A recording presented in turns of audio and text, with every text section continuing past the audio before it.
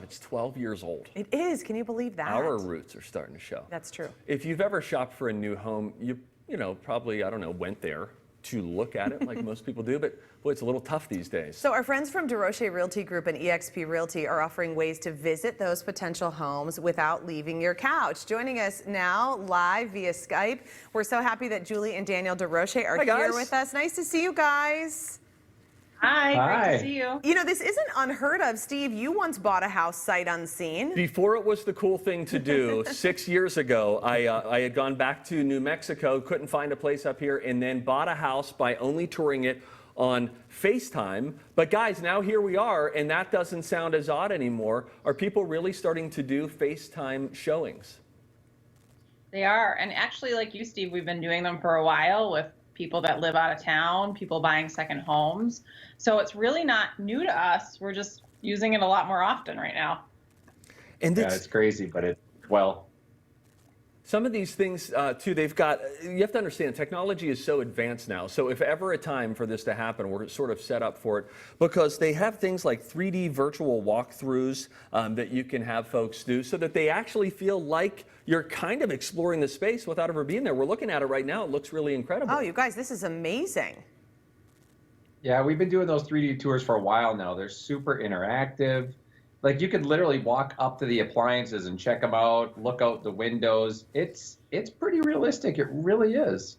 It gives you a feel for the flow of the house that you don't get from just looking at the photos. Is that right, Julie? Yes, it does. Yeah, you can navigate yourself throughout the whole 3D tour. So if you want to go up and down, it gives you dollhouse views of the house, so you can actually see the different levels and what rooms are located on each level. It gives you dimensions, which is nice. Well, let's buy that house. Honest to goodness, the house that we're looking at right now, guys, is checking all my boxes. We want it. Really like it. And that dollhouse view, if you haven't seen it yet, it's a really interesting way to look at the house all in one shot all together and how it all plays off each other. All right, so now let's talk about, this is also interesting, these virtual open houses. Yes. How does this, explain how this actually plays itself out in the real world? Well, we did some this weekend, and luckily we're still considered essential business right now. So the state is considering us essential business. People still have to move, have to purchase. They are not allowing open houses though for the public. So what we're doing is we're doing virtual open houses. So we're doing a Facebook Live event on Facebook. People can register for the event, and then me or one of our realtors is going to be walking through the homes, showing them, and then they can interact with us on Facebook Live by asking questions in the comments. Yeah, like they can even ask us to, while you're standing there, can you open that closet? Can we take a peek in the garage? Like it'll feel pretty real to them. And this is all fluid, you guys, right? I mean, as you're watching what the governor has to say just as closely as the rest of us are to figure out, okay, today this is how we're doing business, but maybe tomorrow that will change based on what the governor tells us. Is that right? Correct. Yep. We just found out yesterday after his 2 p.m. announcement that we couldn't hold the public open houses, but we can still actually have private showings if it's necessary. So we're kind of changing with everything, but we're hoping and we're thinking that the virtual open house will be okay because it will only be one person in the house alone doing the showing. And so you won't be interacting with us at all. It's not only there are so many. Go ahead. Sorry. Daniel. No, you go ahead. You're good. This is life now, friend. There are so many people that do need to move. We have a close friend that her lease is up at the end of April, and then she's got 2 kids. Like, we can't just say, sorry, we can't help you. So it does make sense that they're allowing us to, go with the times here and do things fluidly, like you said, Elizabeth, and change things as we need. Did you hear his Canadian sorry? I know, I love it. It makes me there? so happy. Can you say the word process? Can you say process, Daniel? Process, Daniel?